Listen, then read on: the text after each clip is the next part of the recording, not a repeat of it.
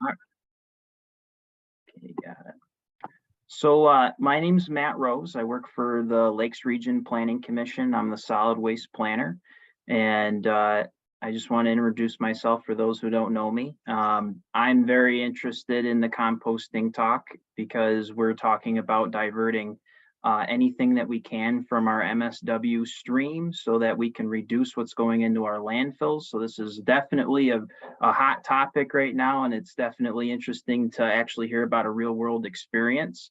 Joan Cudworth, she's going to talk about her experience at the Hollis transfer station. I believe you're the DPW director. That's correct, Matt. Awesome. So thank you for coming, and thank you for taking the time today to present to us a little bit about what you guys are doing. And we're more than happy to listen to what you have to say. So please go ahead. Okay, perfect. Well, thank you all for having me today. Before moving up to the DPW as director, I'll give you a little background. I worked at the Sutton Solid Waste for 18 years at the transfer station. So over the 18 years, I saw a course of a lot of things change between recycling and trash, and solid waste has definitely changed. There's no question about it. What our hazardous wastes are today aren't what they were 20 years ago. So with that, I also noticed the amount of the trash that people were throwing away. I mean, in Hollis, we have a pretty good recycling rate, but still their bags were heavy. There was a lot of ick factor. And so we started thinking about how can we reduce our trash? How are we going to promote an idea of composting? It took a while, but what we did was we started with, I started with a clear bowl, and I saved 1 week of my vegetable scraps. And I took it to the selectmen's meeting and I passed that bowl around. And they could not get over how much that bowl weighed. And it was just my husband and I. And so that spun the first conversation was, oh, this actually has some weight to it. And so I challenged them, all 5 of them, to take a look at what they were doing in their own home and to see how much vegetable scrap. Now you got to remember, when I started this, meat and dairy wasn't allowed in. Now the state's allowing meat and dairy in. So I came back to them a couple of weeks later and I said, this is what my plan is. I want to send 2 employees to the main composting school, because you cannot compost and do it correctly without education. People just think you can take your vegetable scraps and throw them in a pile and that's it. Well, that's not the case. You have to build a recipe. And so they bought into that. I mean, it was $1,000 for each employee when it was all said and done with, hotel and food and the class. And myself and one other staff member came back with a wealth of knowledge. And so we took that and we started promoting composting. We took a prop that we had on a rolling cart and we hung vegetable scraps on it. And it was like a Pac-Man's head, but I made it into like a girl, Pacolina is what we called her. Pacolina, okay. And it said "Got Compost" on it. And so we rolled that around the transfer station for several months and people started asking questions. And we would explain, we're going to start this new program. It's a volunteer program. Want you to give it a try.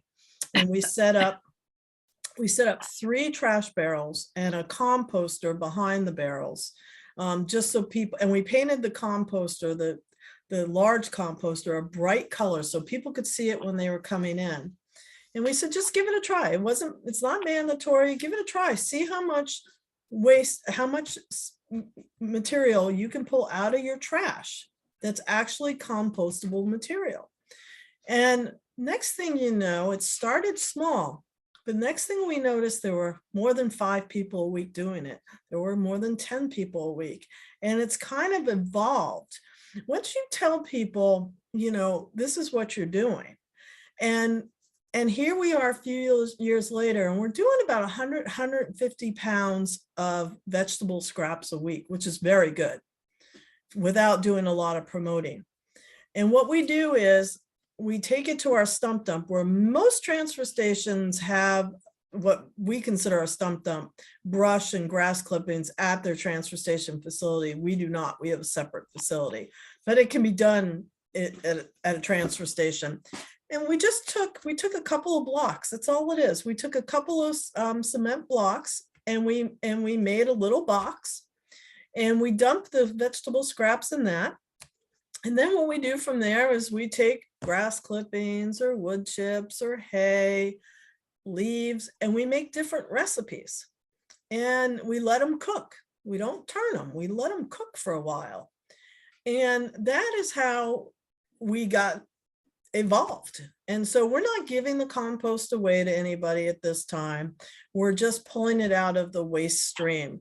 And it's important when we talk about the waste stream too, there's some people say, oh, it's going to a landfill. Well, for us down in Hollis, our trash is incinerated. So know if you're going to a landfill versus incineration, because that will help you as well determine how you gear your audience. But the biggest thing, again, is that you've got to have the buy-in. You've got to have the buy-in from your board of select people. You've got to have the buy-in from the employees and from the person who is in charge of the employees. I have come across many directors of public works that they're in charge of the solid waste, but they don't have any time to even think about this. This is like not important to them. As long as the transfer station is moving along, everything is fine. You have to have the buy-in. If you don't have it, then you got to work on it, because otherwise it's not going to work at all. We're very fortunate that the staff does have the buy-in. It took a while, but they have the buy-in, and they realize there is no ick factor. There's no smell. There's no animals pawing at the trash, the barrels, taking the compost out, strictly just pulling it out. And now we've added the meat and dairy into it. The other piece that I think is very important is when we educate the residents, we also talk about composting at home. You don't need to bring it to the transfer station. You can do it in your own backyard. And we are a big promoter of that, to the point of where we're going to do for Earth Day a compost challenge with our residents. This is something I'm presenting to the board next week. Around Earth Day, a month prior, we're gonna have the Hollis residents sign up to try this challenge of how much vegetable scraps and meat and dairy they can pull out of their trash in 1 week. And we're going to weigh it. And the winner is going to get maybe a coupon for 2 free TVs that year or something like that. But we're going to push a little bit harder, because our elementary school is doing zero waste. The primary school has gotten a grant, and they are pulling everything out of their trash that is organic matter. So we're going to combine this with what they're doing to really try to see if we can really get a bigger push of people to do it. I mean, Hollis is a town of about 8,000 people, and I'd say probably 300 or 400 people are composting, which is very good. Do we want more? Most certainly. As we see the prices, the tipping fees going sky high here between either the incinerator or the landfill. So it's not hard. Like I said, it's not hard to do. It's not, people have this thing, oh my gosh, it's such a hard thing. It's really not. You just find your location and where you want to put it, make a couple of recipes when you have enough material, and do it. It's easy as that. I mean, the biggest piece is, going to the composting school. You need to have somebody that's in charge of the employees go to the school so they know how to do it. And then whoever else you want to have as the key person that is going to stick around for a few years too. That's important. But it's very simple, very, very simple, and highly recommend it. So. Can we go ahead and ask questions? Would that be okay? Please do. It's so simple. I don't have that much to talk about. So, Well, now I think you and I, and Joan, I'm Ellen, that Yep. we had the phone conversation before. I think you bypassed a lot of the licensing requirements. Oh, okay. People, could you talk about that? Certainly, I'm sorry. So No. the licensing is, so for a transfer station, you have to have a permit by notification. If you have that, which a lot of transfer stations do, you simply are going to get a hold of DES. You're going to talk to Michael Nork. He'll help you with what you need to write for a letter. And you just let them know that you want to start this, and then they'll give you the okay. It's as simple as that if you have a permit by notification. Now, if you wanted to give this compost away, that would make it harder though, wouldn't it? Because then you'd have to make sure it'd come up to certain temperatures. So as long as you're not selling or giving the compost to people, is that what makes it easier? For now, that's what makes it easier. okay, Because you never know. I mean, excuse me, you could have a bad recipe. The biggest thing to take away from that is you're diverting it from your waste stream, and you can use it in your own facilities. So, I mean, that's important too. I mean, I have no problem with the garden club in town wanting to use it, things like that, but I wouldn't sell it. I wouldn't give it away. The big key here is diversion. You want to divert it from your waste stream. What are some of your uses at the transfer station with your compost made? Have you guys used it for anything yet? Nothing particular, Matt. We've got some flower gardens going in at our new DPW campus up here. So I'm going to be putting some of that material up here and doing some different trials with it with different flowers to see how that goes. We do grow amazing pumpkins. So, Okay. mhm.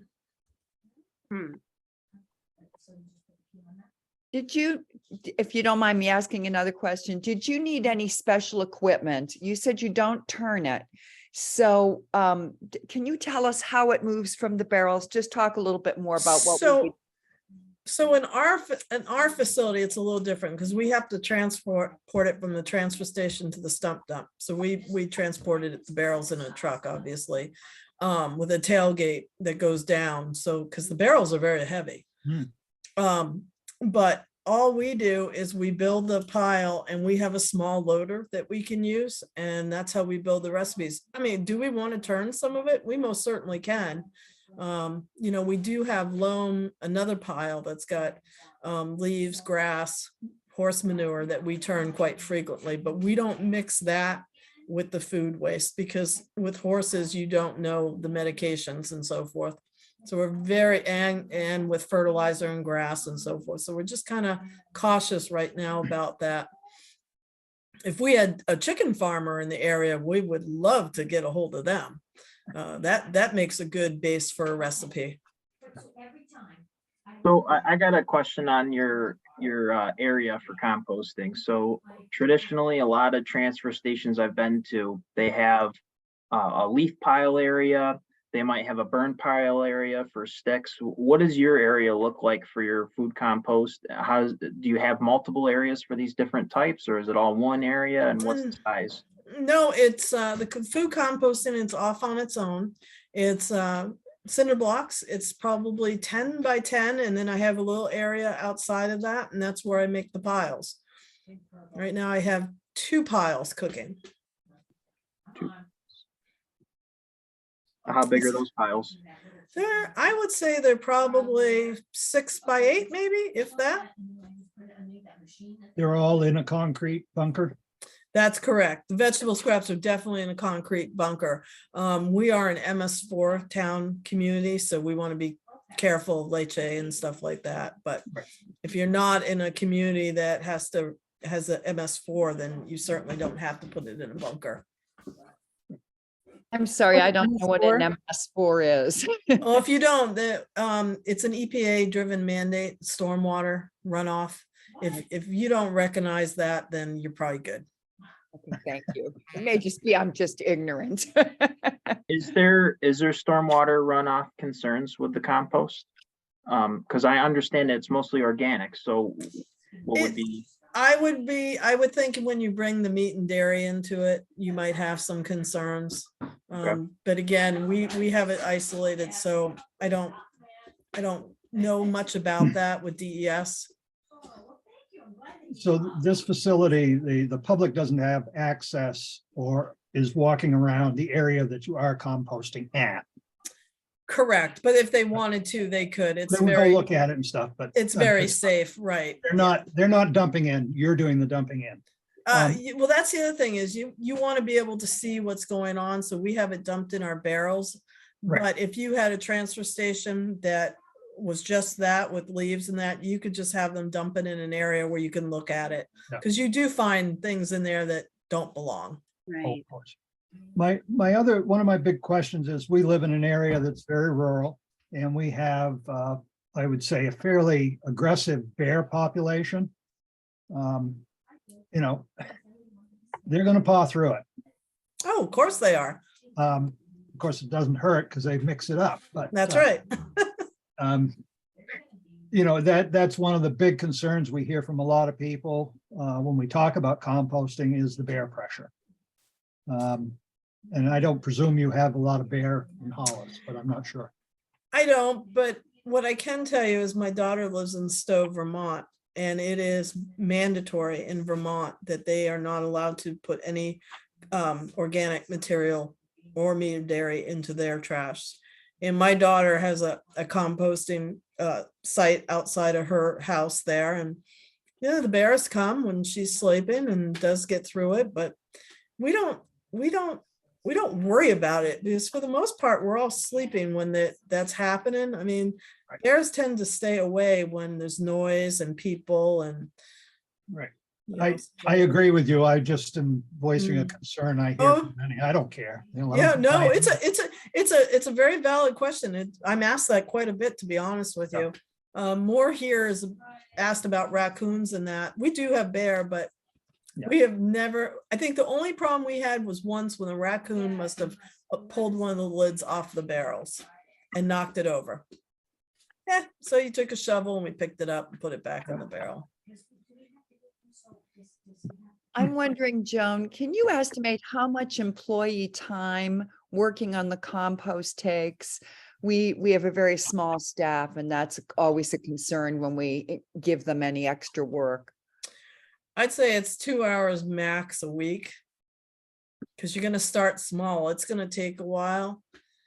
I don't firmly believe unless we in this state make it mandatory, whether we'll have a buy-in where we're gonna need, an employee to manage that all the time. I don't think it's gonna be in the next decade at least, but we spend 2 hours if that. And how many days a week is your facility open? Our facility is open 4 days a week. 4 days a week. what are some of the job duties for the employees managing the composting? Pretty much it's just moving it. And then the staff member that I took to the main composting school, making the recipes and just monitoring it a little bit, taking some pictures. As it doesn't change much,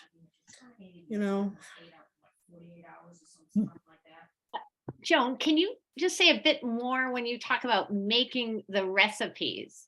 What that entails? So what that entails is composting is all about a recipe and organisms and how you cook it so that your material gets blended really well.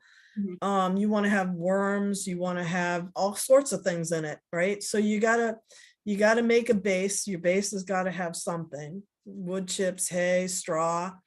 Then you want to do like your vegetable scraps, or sometimes you want maybe put a little dirt in and then food composting and then top it with chips or grass or leaves. It's fascinating. You can make almost any kind of recipe, and you need that recipe to make it cook because it won't cook on its own. So, So are your staff just kind of eyeballing it, and is it kind of improvisational, or are they? They're just eyeballing it. Like I said, it's not a huge thing to watch. I mean, it's really, once you cap it, It's more or less just keeping an eye on it. You know, we do open it up from time to time, see how hot it is. If it's not hot, then it's not working. Then we know that recipe was a complete failure. So And when you, go ahead. Oh, capping it. What do you mean by that?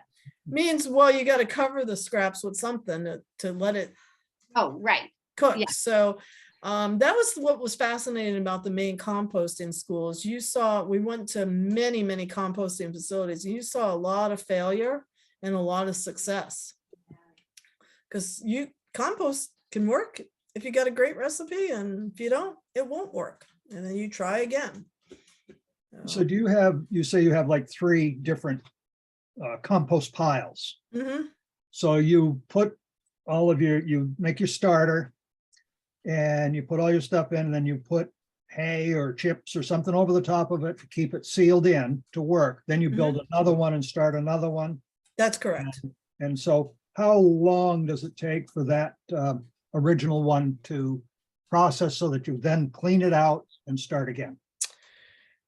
Good question. So you typically, it could be a week to 2 weeks, depending on what's in it. Pretty quick Yep. at 150 pounds a week. Mhm. Oh, wow. What portion of your municipal solid waste or do you estimate that you're removing through the food scrap program? Not that much when you sit back and you look at how much. I would say maybe a ton a year. Out of how many tons are you processing a year? Almost 600 tons. 600. Uh-huh. That's why I say, you know, we've been doing it for a while. It's not, the numbers are not impressive. They're just not. But we know where the regulations are going. At some point, we're going to follow the same suit as Vermont. Maine's already starting quite a bit. So this was merely for the Hollis to get on board to start thinking about it, because it is coming. But the numbers are not, they're not impressive, no. Yeah, Yeah, 'cause the you're pulling EPA about 3.5 tons out of your MSW. About year. that. Wait, how do you get 3.5 tons from 1 ton? Sorry, I missed We got that. 150 pounds per week times 52 is Yeah. 7,800 pounds. Okay, which is why I asked how much you're taking out. You said you're estimating about a ton. So, It's a little, I mean, it's a little over that, but you gotta think that's less than $300 that we're saving, uh-huh. you know? It's not a huge amount of money. You'd have to have it to make it a success to where you'd really see saving tax dollars. Everybody'd have to do it. Mhm. Hey, every dollar you save, though, is a dollar you save. That's correct. And as you say, I think you're speaking, this group, you're preaching to the choir, because we really do know about how full the state landfills are, and that costs are increasingly going to go up. So to be thinking along these lines is just so helpful for our group. I can tell you, there's a big push down here in southern New Hampshire. The town of Amherst is actually paying a company to come to the transfer station and pick up their food scraps. They're going to start a pilot program here in the next couple of weeks as well. You know, we have a serious problem down here, because we take our trash to the incinerator, and with that, we've had a lot of waiting times, and our trash budget went up $111,000 this year for the town of Hollis. That's a big number. Because of the incinerator costs? Well, because of the incinerator costs, and when COVID hit, people just said, that's it, and just started throwing everything back in the trash again, because we had to stop recycling there for a while, because we didn't know if we could touch anything. So people just got back in the habit of tossing everything. So that hasn't helped. So do you have your own trucks that you haul with, or are you hiring an outside firm? We have our own trucks. Okay. Yeah. So I want to talk about the residents for a second. I just want to go back through your story of how it started and where you are now, and how they were interested in it, and how they started to roll into being a part of this program. So you started off small, and how many residents would you say started out doing this? I would say a handful, like 10. Like 10? 10 people, 10, 15 people. And like I said, the key was they were young parents who want to make a difference, and they want to tell their children that we're just not a throwaway society. And it started, like I said, to work because they realized they didn't have to come to the transfer station every week. They did not have very much trash. Okay, so there's a selling point. They don't have to go to the transfer station as often. That's correct. Okay. Which saves fossil fuel. Mhm. And And a lot of them started composting at home too. Did you look into getting composting bins and giving that to people at home, or doing home composting trainings or anything like that? We did look into the bins, and we have an association called Beaverbrook here, and they wanted to sell some, which wasn't very effective. And truth be told, bins, you don't need a bin to compost. You just need a good pile somewhere in your yard that you can cap off with your own leaves or whatever you have around, and a shovel to turn it. But no, we haven't. We do have stuff on our website that we encourage people to look at, but no, I wouldn't recommend selling or advising anybody to have a composter. because oftentimes they're made out of plastic. That's Right. correct. That's correct. And wood just rots over time. Like I said, my own yard, I just have a pile, and it works great. My husband caps it off with some grass every once in a while. And, we dig into it with the tractor. I've got some amazing dirt there. And I got a lot of good worms too. Mm.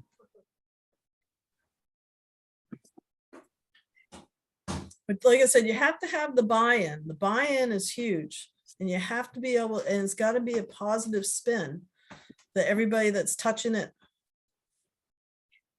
Right.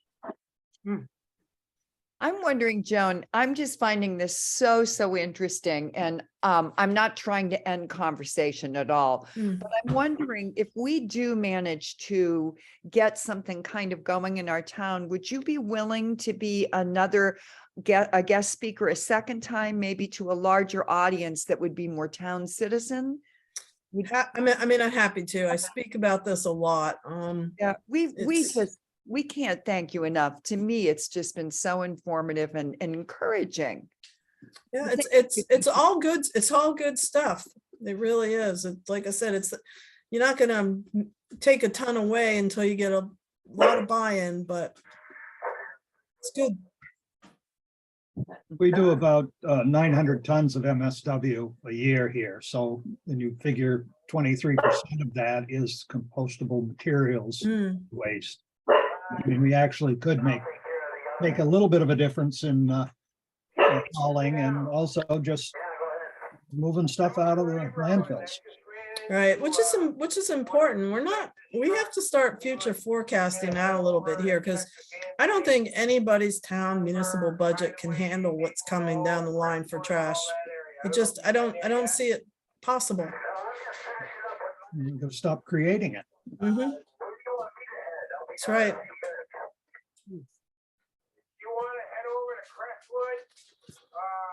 I have a quick question. I had always understood that you needed like 25% water in your composting formula. And I'm sorry I joined late, but do you add water to your compost piles at all, or just rely on rainwater? Sarah, we just rely on rainwater. I mean, that's the thing, is in the main composting school, some of the facilities had water at their facilities, so they would add some. That's why I strongly suggest everybody go to the main composting school to really learn about it, because you can do it so many different ways.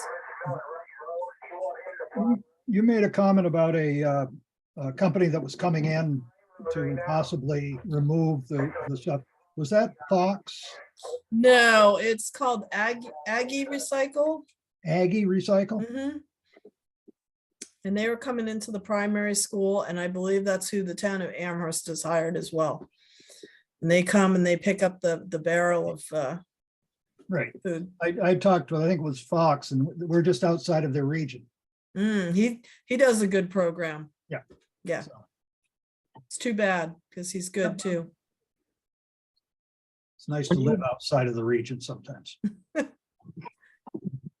When you went to your select board, what were some of their concerns when you went into it regarding starting a composting program? And then what was your conversation that you had? They giggled. I brought the bowl in, the clear bowl, Brilliant. and they just looked at me like, okay, Joan, what are you up to now? Mhm. And like I said, it wasn't until they passed it around that they really had an idea I was very serious and how much that weighed. And you think about it, that's just two people, a family of four, but they have been supportive since that day. They have been very, very supportive of our efforts. And so that's a good thing. I have the buy-in. I have let's do it. Let's try it. Let's see what happens. I presume all 5 of those were your original 10. Mm.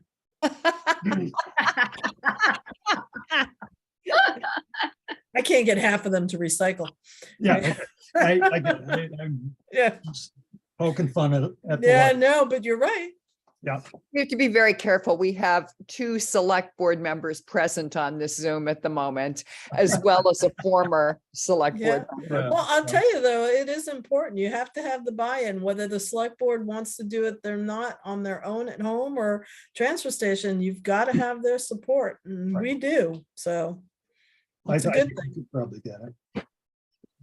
Hey, you know what? When an employee or somebody outside the staff wants to try something different to reduce the amount of waste going in the waste stream, I think it's that a boy, that a girl, any day of the week, because look where we are compared to where I was when I was a kid. Everything's wrapped in plastic. Everything is plastic.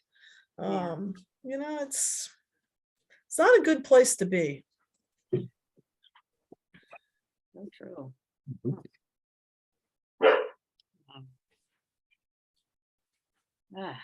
Yeah, well, I think we're going to do away with our plastic wheelie thing, Ellen. Yeah, could be. We have several methods in our backyard, but that's beside the point. Mm. Just thank you so much. So helpful, Joan. Well, Very, very good hints. yeah, like I say, you don't know until you try it. I think is the best takeaway is, try it. Try it without even going to the main composting school. Try it in your own yard even first. But just Well- try it. I mean, you can make a tiny little recipe in a bowl if you wanted. You Right. can make Most of your own- us are committed composters already on this call, Mm. but We, at our local elementary school, which is 1 through 8, they compost at the school. They've been doing it for about 10 years now. Mhm. So it's not like it's a mystery. Right. So those Right. people that have been doing it for that long, I'm sure would loan tips and help in getting it running as well. good point. The big thing is the space Right. to set it up. Right. We don't need a lot of space. At least we don't anyway. So, Joan, you said you have a stump dump. Do you take lawn clippings and leaves from residents as well? yes. You do. So that goes into your recipe then? That's part of what you're using? Yes. And then some of the stuff from our own, what we pick up on the road chipping and stuff, we'll use that as well. We're careful though, what we put in that recipe from residents too. But you have to use something, so. Right. What about any kind of like sticks or anything that comes to the transfer station? Do you guys chip it up or do you break them down to fit Well, a certain size, or do you burn them, or? We can't burn, Matt, so what we do is we have a pile and we chip it once a year. We're looking now to buy a new chipper. Mhm. And then if we did that, we would certainly use those chips in our compost pile for sure. Because they do work well. Yeah. We haul brush into our transfer station and it is chipped and there's generally a pretty good sized pile there. Oh. which the highway uses mostly for roadside drafts. Mhm. But, you know, you could always say, oh, you can't have it today. We need it for the other. Yeah, oh yeah, that stuff, chips are great. Chips are great for the recipe. It's all about the worms and how much you got and a little water, like Sarah said, and a lot of good food scraps. Mhm. So do you worry about the carbon to nitrogen ratio in your piles? That must be part of the recipe, right? That is part of the recipe, and yes, we do worry. That's why we're just not 100% good at it yet. We work at it, That's why we're not giving it away. You know, I would worry more, Susan, if we had a lot of it. If we had a lot of people participating in it more, then we would probably really start monitoring it more. So, you know, we're very limited in how many hours a week we can provide for this right now, but it is something that we need to look at, yes. And how many did you say you figured, how many households were participating at this point? I would say there's more than 100, but we'll have a better idea when we do our compost challenge. Okay, so you have about 100 and you think you're pulling about 150 pounds a week. So Mm, that's, you know, it's not great. that's not a lot of material, but it's still, every bit counts. Right. We were doing really good until the COVID hit. Yeah. And then, like I said, that didn't help us at all. So how long have you actually had this set up and running? Oh, let's see, since 2017. I know it's hard to measure, but do you have a feeling that by doing this composting, that you've inspired individual families to do it more at home? Do you have any anecdotal information about people saying, geez, you know, this sounded like a good idea? You talked about that one family, young family, but do you have any idea whether it's kind of, I mean, it would be hard to tell how much other tonnage you maybe are diverting just because people are doing it at home. That's a good question, Sarah. I don't have a good feel. I mean, before I left the transfer station, I had a real good idea how many families were trying it because they were talking to me about it. But I've been up here now for almost 4 years, so I'm a little out of touch with how many families are actually doing it. But I would say there's got to be at least some. We'll have a real good idea, like I said, when we do this compost challenge. I'm hoping that the true numbers will show who's doing it at home. And when is that challenge We're occurring? going to center it around Earth Day, so. This year, Earth Day. Yep. Okay.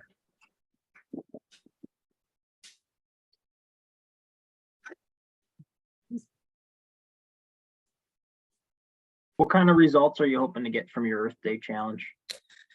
What I'm hoping for results is that the taxpayers realize that they're throwing a lot of weight away. That's dollars that it's costing us to haul this off to an incinerator. I'm You hoping that's the takeaway is, okay, now I understand why we have a 26% increase in our solid waste line. Mm. And You don't do pay as you throw or anything like that? no. So, But we need a complete overhaul of our solid waste.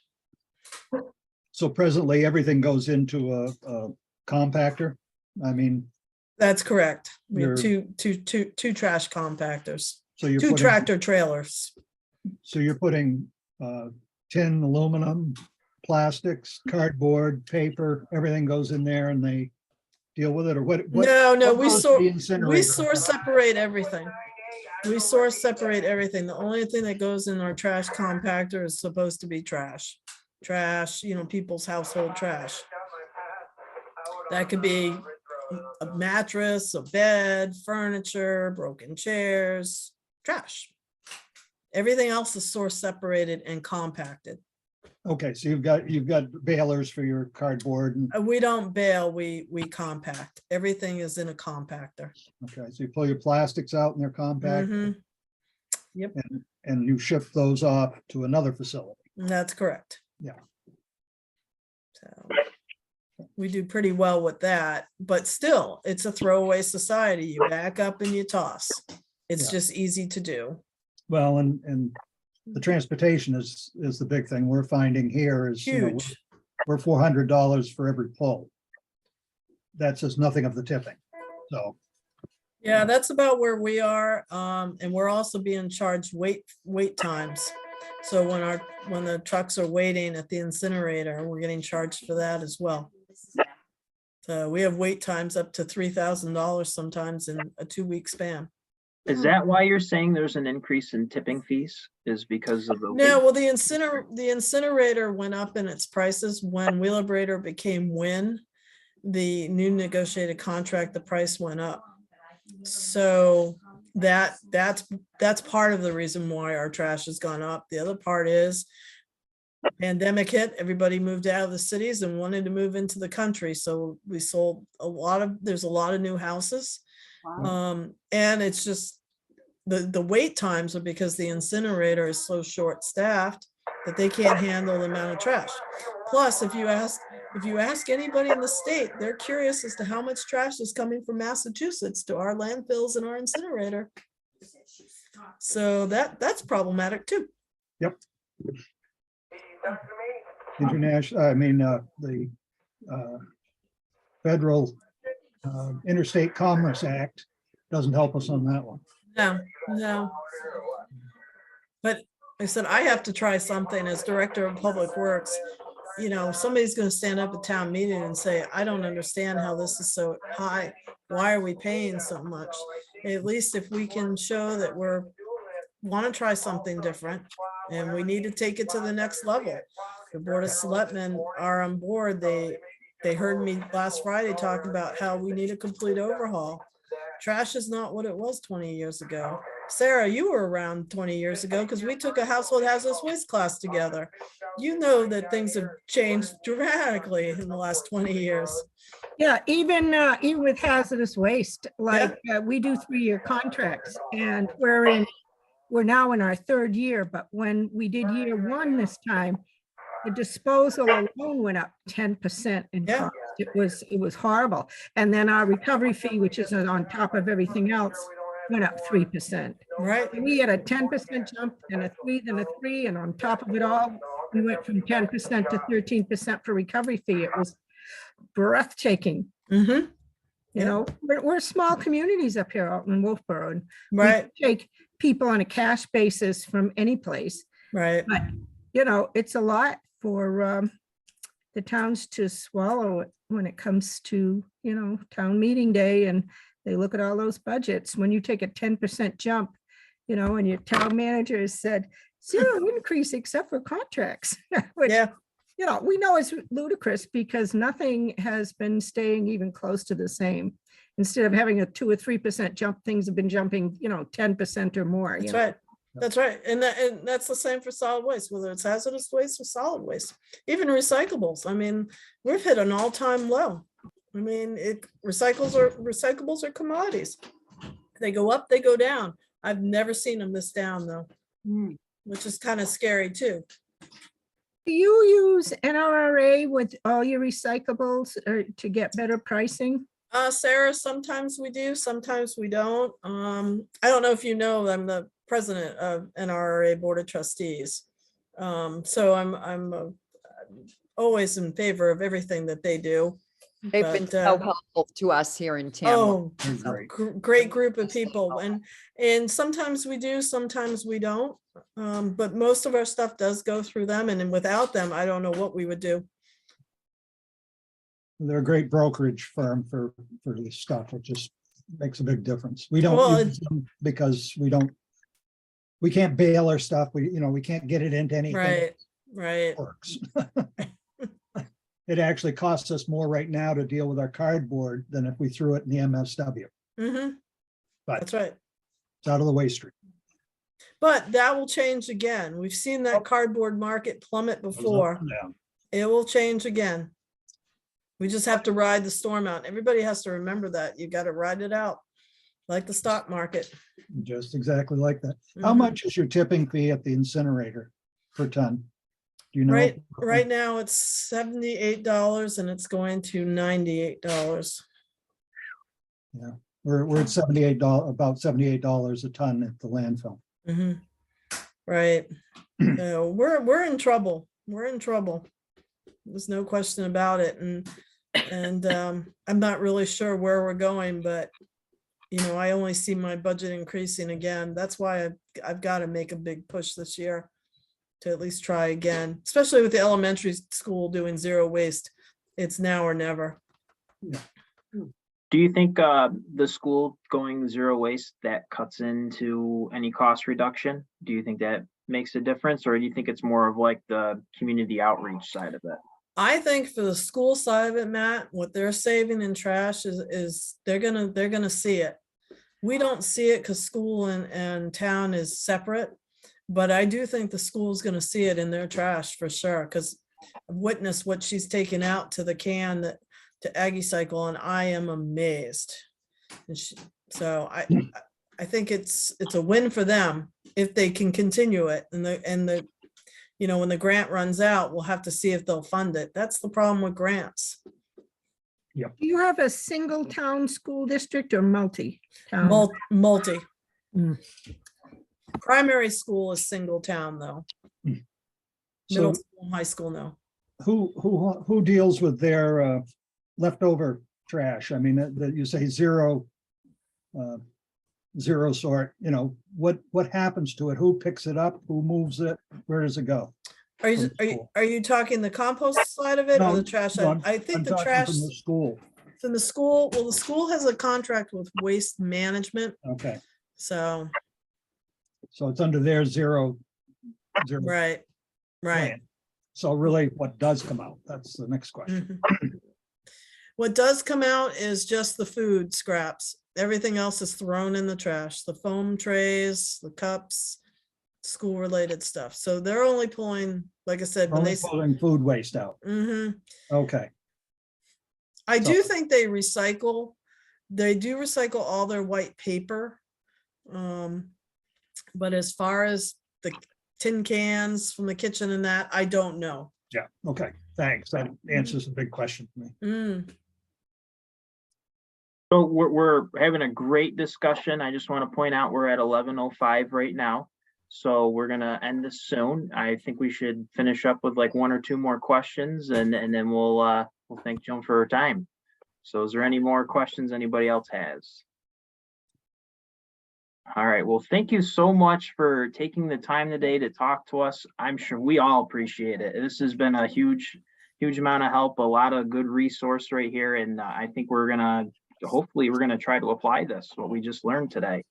And I think I agree with you too. We definitely need to come up with some more ideas of how to reduce what is going into our waste stream, and our expenses are increasing, and it's only a matter of time that we're going to have to try to figure even more things out. So this is definitely a good stage to start at.